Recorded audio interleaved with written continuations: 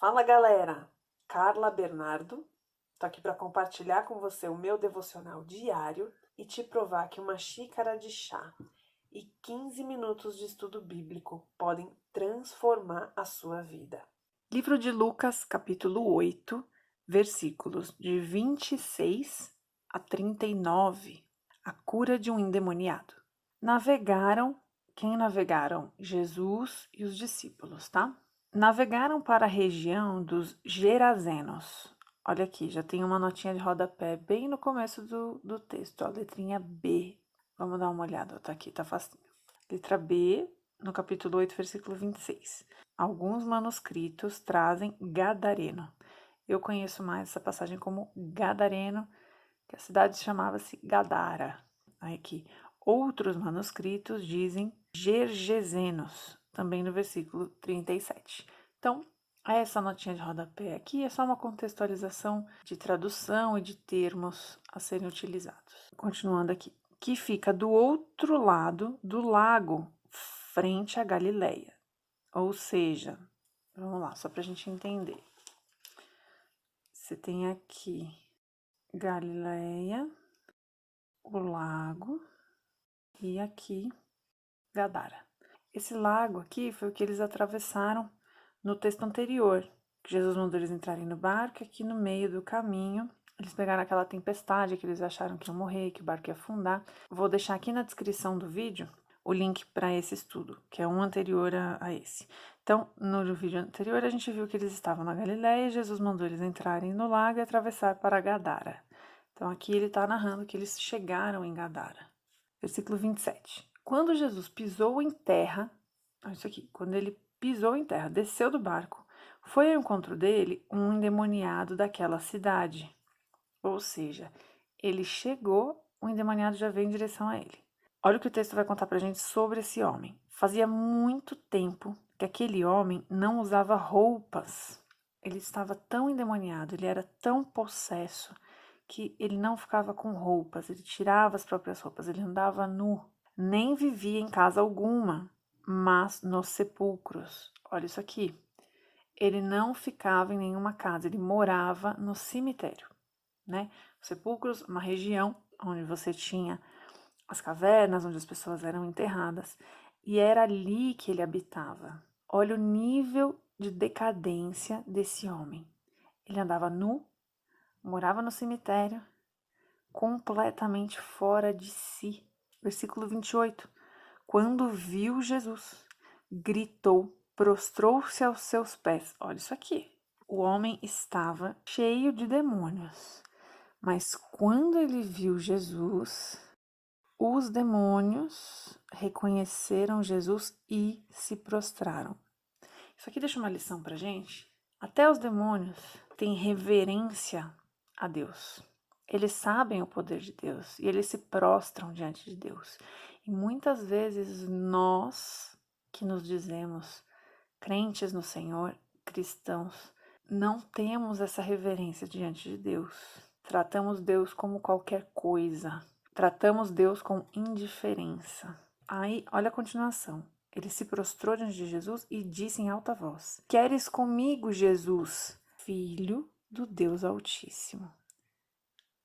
Eles não só reconhecem Jesus, como eles declaram quem é Jesus. Olha só. Os demônios reconhecem, se prostram e declaram quem é Deus. Agora, eu te pergunto, por que você vai ter medo destes seres das trevas que não suportam o poder de Deus? Destes seres das trevas que, quando veem Jesus, são obrigados a se prostrar e declarar quem é Ele. Por isso que a Bíblia diz que maior é o que está em vós do que o que está no mundo. Quem está no mundo? O diabo e seus demônios. Quem está em vós, se você aceitou a Jesus Cristo, entendeu o que ele fez na cruz e trouxe ele para a sua vida, para ser Senhor da sua vida, ele está em vós. Então, a primeira lição aqui, muito poderosa dessa passagem sobre o mundo espiritual, sobre cura, sobre libertação. O demônio não suporta a glória do Senhor. Ele é obrigado a reconhecer. Certa vez eu vi alguém falando, eu não lembro se ele citou um teólogo conhecido, agora eu não lembro quem falou, se foi Spurgeon ou se foi C.S. Lewis. Independente de quem foi que citou, a frase é a seguinte: o diabo é como um cachorro com uma coleira nas mãos de Deus. Ele só faz o que Deus permite, ele só vai até onde Deus deixa.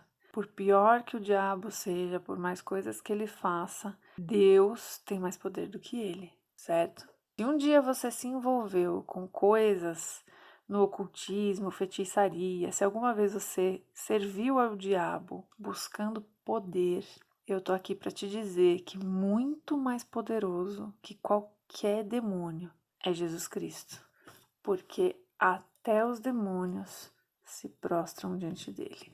Se você está tentado ou já fez algum tipo de feitiçaria, já mexeu com essas coisas, está buscando aí um norte, os demônios que um dia te prometeram poder, fama, sucesso, alegria, se prostram diante de Jesus. Então é melhor servir Jesus, né? Se é para servir alguém, que a gente sirva o mais poderoso de todos. Aí olha aqui, continuando, o demônio ainda falando para Jesus: rogo-te que não me atormentes. Pois Jesus havia ordenado que o espírito imundo saísse daquele homem. Ou seja, Jesus já tinha expulsado o demônio do homem e aí os demônios se prostram, né? Muitas vezes ele tinha se apoderado dele. Então, o homem vivia atormentado pelo demônio. Mesmo com os pés e as mãos acorrentados e entregue aos cuidados de guardas, quebrava as correntes e era levado pelo demônio a lugares solitários. Olha isso aqui. Então, o texto está dizendo que a polícia, né, da cidade, eles prendiam ele com correntes nos pés, nas mãos, com guardas, e ninguém conseguia deter esse homem. A força que o demônio dava para ele era absurda, por isso ele perambulava pela cidade, ninguém conseguia controlar. Agora eu te pergunto, muito provavelmente, né? Vamos aqui pensar. Esse homem devia perturbar a paz de todo mundo, né? Imagina você viver num lugar, você ter que passar de repente por um caminho e tá esse cara lá. Era sofrido para ele e para todo mundo, né? Esse espírito opressor trazia muitos problemas, muitos conflitos, muito sofrimento e dava para ele uma força absurda. E olha que interessante isso aqui. O que o diabo queria fazer com ele? Levar para lugares solitários. Quando você está atormentado, oprimido, quando você tem episódios de possessão, ficar sozinho te deixa mais vulnerável. Deus criou a gente para viver em comunidade não à toa, né? A Bíblia diz que o ferro afia o ferro, o homem afia o homem. E o diabo tem todo o interesse em nos deixar isolados. É muito mais fácil ele controlar a sua mente, suas emoções, quando você se isola de pessoas. Então, observe isso aí. Se você tem tido vontade de ficar muito isolado, se você prefere ficar muito sozinho, pode ser um sinal de alerta, tá? Conviver com pessoas é muito difícil, eu sei, porém é muito saudável. Deus nos criou para isso, para convivência, para comunhão. Deus é um Deus relacional. Deus se relaciona com a gente. Então, fuja de lugares solitários o tempo todo. Existe um tempo de solitude necessário. Você ficar sozinho para estudar, para orar, para ler a Bíblia. Você ter o seu tempo com Deus para se encher. Mas se isolar do mundo não é bom. Continuando no versículo 30, Jesus lhe perguntou: qual é o seu nome? Olha isso aqui. Legião, respondeu ele. Ou seja, quem está respondendo é o demônio, né? Porque muitos demônios haviam entrado nele. A legião era a maior unidade militar do exército romano. E ela era composta por mais ou menos de 5 a 6 mil homens. Ou seja, este cidadão tinha uma legião de demônios. Gente, eu não consigo imaginar, mensurar o tamanho do sofrimento dessa pessoa. Porque a gente tende a marginalizar a pessoa que está endemoniada e é assustador mesmo, assim, né? Você fica violento, dá medo, enfim. A gente tende a marginalizar, mas quem mais sofre é a própria pessoa. Imagina isso aqui, Deus me livre. Continuando. Respondeu ele, porque muitos demônios haviam entrado nele. e imploravam-lhe que não os mandasse para o abismo. Aqui a gente aprende outra coisa: os demônios são extremamente territorialistas, eles são de regiões. Então, geralmente, eles ficam no mesmo lugar. A gente vê isso em Daniel, quando ele ora e o anjo aparece, quando ele inicia o jejum, o anjo aparece para ele e ele diz que estava lutando contra os principados e potestades da Pérsia, ou seja, as legiões, né, de demônios daquela região.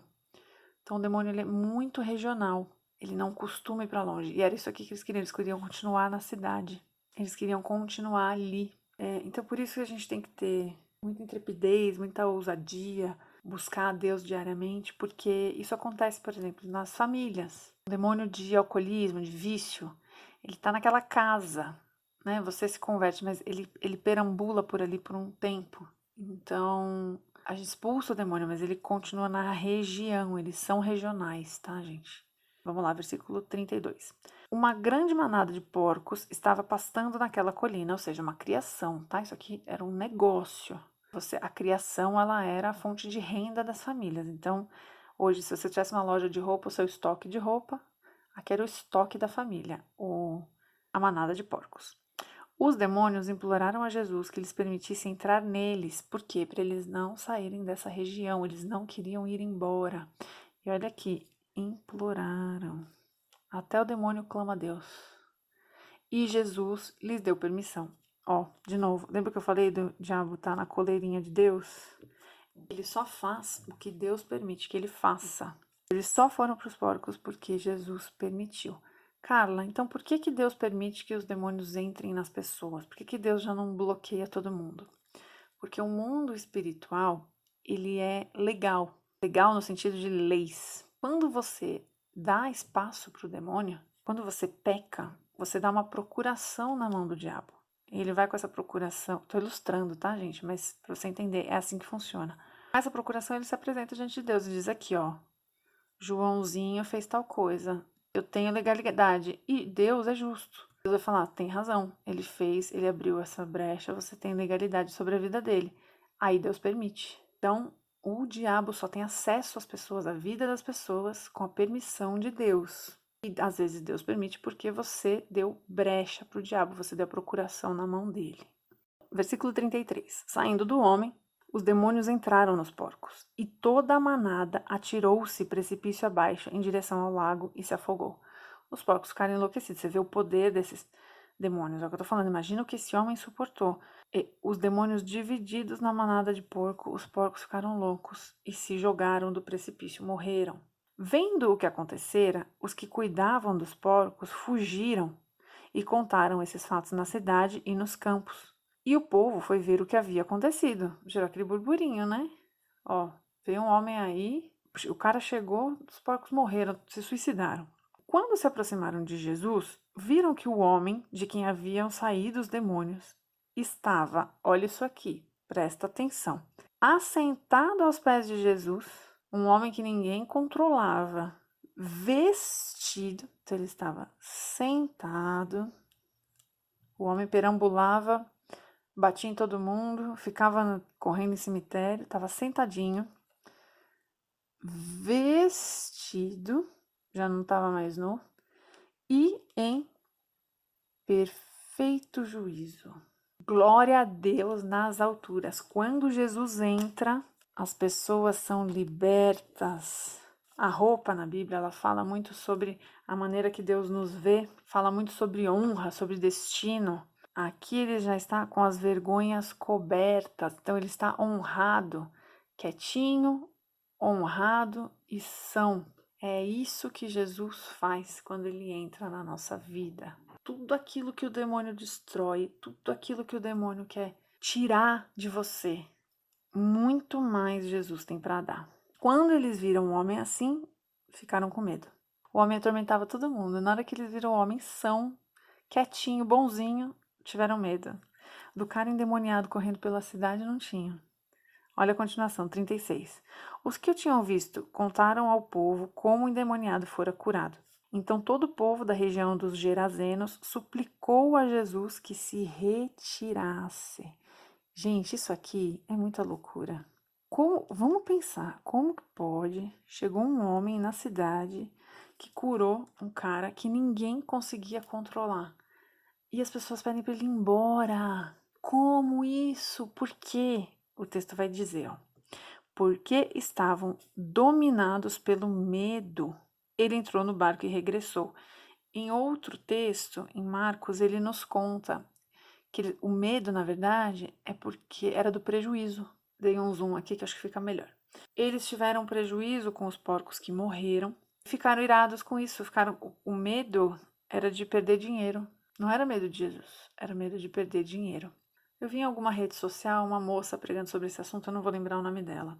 E ela estava falando sobre essa passagem e me chamou muito a atenção um paralelo que ela fez com a nossa sociedade atual. Que nós vivemos em uma sociedade doente, isso aí não é segredo para ninguém. E que está piorando cada dia mais, também não é segredo para ninguém. Mas ela fez um paralelo com esse grande sistema, né, que quer tragar as nossas almas, a nossa saúde mental, a nossa vida espiritual. E ela estava falando isso. Por que, que a gente não consegue quebrar o sistema? Porque o sistema está preocupado com dinheiro. O mundo prefere ganhar dinheiro do que salvar pessoas. Eles não se importaram com o homem liberto, honrado, em paz. Eles ficaram mais preocupados com o dinheiro do que com o príncipe da paz. E o que Jesus fez? Entrou no barco e regressou. Gente, Jesus não força a barra. Se você não quer Jesus na sua vida, ele vai embora. Jesus só fica onde ele é convidado. Assim é no Novo Testamento inteiro. Quais são as casas em que Jesus entra? As que ele é convidado para ceiar, as que ele é convidado para participar. Jesus nunca entrou onde ele não foi chamado. E assim é até hoje. Ele chega, se apresenta, traz. Ele sabia que isso aqui ia acontecer? Ele sabia, mas ele não reteve. Ele vem, se apresenta, opera o milagre. Quem não quiser, ele entra no barquinho e vai embora. Vai embora. Versículo 38. O homem de quem haviam saído os demônios suplicava-lhe que o deixasse ir com ele. Gente, isso aqui é muito. A gente conhece Jesus. Você recebe uma porção maravilhosa de graça, milagre, cura, libertação. E aí você está em um lugar em que as pessoas são incapazes de compreender qual que é a nossa vontade, qual é o nosso desejo. Ir embora, né? Sair desse lugar. Deus, me tira desse bairro, me tira dessa cidade, me tira dessa escola, desse emprego. Essas pessoas não compreendem. Mas olha aqui, Jesus o mandou embora dizendo: volte para casa e conte o quanto Deus fez a você. Ou seja, volta para casa e vai dar testemunho. Volte para casa e conte. Vai dar testemunho. Alguns estudiosos acreditam que esse homem foi o fundador da primeira igreja na região de Gadara, que no futuro foi uma igreja bem grande no primeiro século. Então, olha só, Jesus mandou ele ficar porque tinha um propósito, vai contar, vai testemunhar e você vai ganhar muitas almas. Assim, o homem se foi e anunciou na cidade. Onde que ele foi? Na cidade inteira. Ele era o testemunho vivo, todo mundo conhecia esse homem, ele atormentava a cidade. O quanto Jesus tinha feito por ele. Seja onde for que Jesus te plantar, que Jesus me plantar, onde nós estivermos, que nós sejamos a boca que anuncia a todos aquilo que Jesus fez, aquilo que Jesus faz e aquilo que Jesus é. Tudo aquilo que você recebeu, conte, compartilhe, pregue, testemunhe, porque Deus tem poder de transformar uma pessoa atormentada por 6.000 demônios em um homem em perfeito juízo, capaz de pregar para uma cidade inteira. Que Deus te abençoe.